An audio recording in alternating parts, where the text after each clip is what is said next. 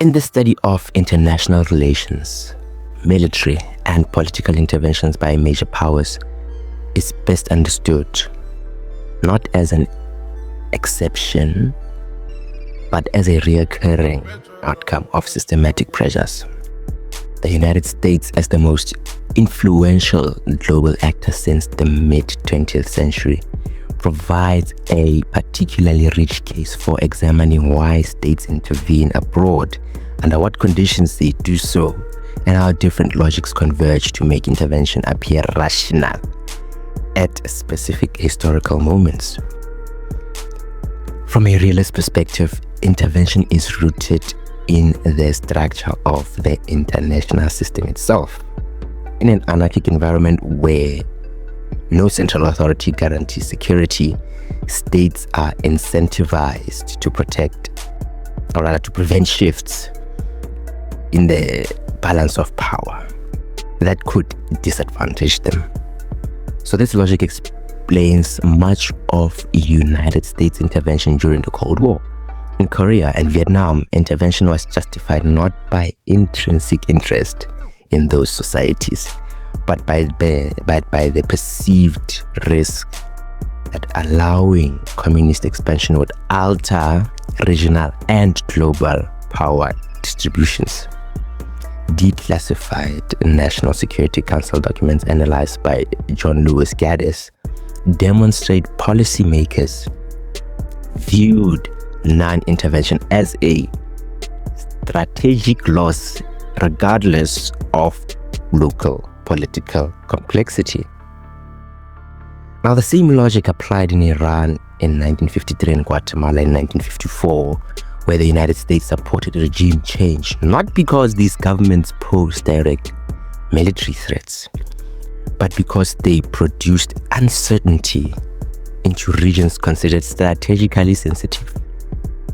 In these cases, realism clarifies why intervention prioritized predictability over political legitimacy. The objective was not governance reform, but alignment. However, realism alone does not explain the full pattern of American intervention. Liberal institutionalist theory highlights a different set of motivations focused on preserving international order through rules, norms, and institutions, right?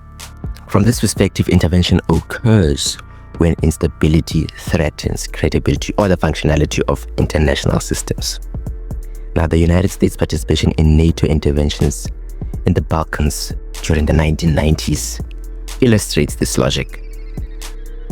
According to NATO and United Nations documentation, intervention in Bosnia and Kosovo was driven by concerns about regional destabilization, refugee flows, and the failure of earlier diplomatic efforts, rather than territorial ambition or resource extraction. This institutional logic also explains why the United States preferred multilateral frameworks when intervening in conflict framed as humanitarian. United Nations sanctioned missions, peacekeeping operations, and coalition-based interventions reflect an attempt to embed power within legitimacy. Yet, the limits of this approach are evident in cases such as Somalia and Rwanda. The UN after action reports and scholarly analysis by Samantha Power show that when institutional costs appear high and strategy returns low, even normatively compelling interventions may not occur. Now, following the attacks of September 11, the dominant logic of intervention shifted to securitization. According to the securitization theory, as developed by Barry Buzan and Ole Weaver, political leaders frame certain issues as existential threats in order to justify extraordinary measures. Terrorism transformed regions previously considered peripheral into preemptive security zones. These invasions of Afghanistan and Iraq were the most visible manifestations of this shift. But the logic extended far beyond those theaters. Congressional Research Service reports and RAND Corporation studies show that the United States military engagement expanded into regions framed as potential incubators of future threats, even in the absence of immediate danger. Intervention became anticipatory rather than reactive. The objective was not simply to defeat existing enemies, but to prevent hypothetical futures from materializing. Now, this logic explains why military partnerships, training programs, and limited interventions proliferated across diverse regions with varying strategic value. Another critical driver of intervention lies within the state itself. Bureaucratic politics theory, most clearly articulated by Graham Allison, demonstrates that foreign policy outcomes are often shaped by organizational interests rather than unified national strategy. Military commands, intelligence agencies, and alliance structures develop incentives to sustain engagement. Engagement, we're talking about intervention. Once intervention structures exist, disengagement can appear riskier than continuation. Now, this dynamic helps explain why interventions persist even when outcomes remain ambiguous or counterproductive. Now, the constructivist theory adds another layer by emphasizing the role of identity and narrative.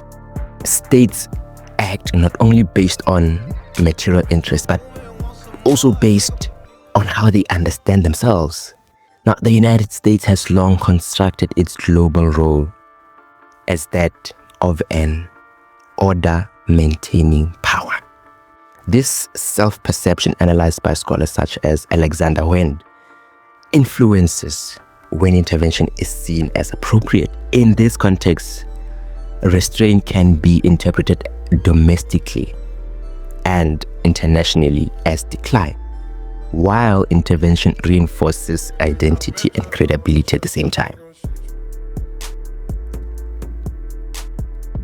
The intervention in Libya in 2011 illustrates how multiple logics converge. Realist concerns about regional instability, liberal norms regarding civilian protection, alliance dynamics within NATO, securitized fears of disorder, and reputational considerations all aligned. The United Nations Security Council resolution of 1973 provided legal authorization, while post-conflict assessments by the United Nations and the Brookings Institute revealed that the intervention logic extended to regime removal, but not to institutional reconstruction. The outcome was not irrational from a foreign policy standpoint, but incomplete. Now, across all these cases, it becomes clear that American interventions are rarely driven by a single motive. They emerge when multiple logics overlap and reinforce one another. Power preservation, institutional credibility, threat perception, bureaucratic momentum, and identity maintenance interact within specific historical contexts. Domestic constraints further shape intervention design.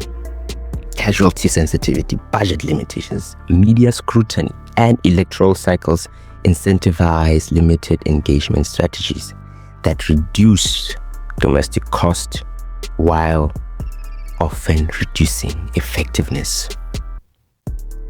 From an international relations perspective, these patterns are not unique to the United States. Historical comparisons with British imperialist interventions, French post-colonial engagements, and the Soviet Cold War behavior reveal similar structural incentives. What distinguishes the United States case is not intent, but it is capacity. Greater capability expands the range of feasible intervention. Keep that in mind. As global power becomes more diffuse and multipolarity intensifies, the conditions that once made unilateral intervention appear rational are changing. Keep that in mind as well. Competition increases, legitimacy becomes contested, and intervention increasingly requires negotiation rather than assumption. Understanding intervention, therefore, requires moving beyond moral judgments and singular explanations. It requires tracing how systemic pressures, institutional incentives, and political narratives align to produce action. This approach does not excuse intervention, nor does it condemn it. It explains it. That ultimately is the task of international relations scholarship here at SFTB Africa. Thank you so much for tuning in. I am the man on the mic, Gananelo Quentin Siamahale. See you in the next one.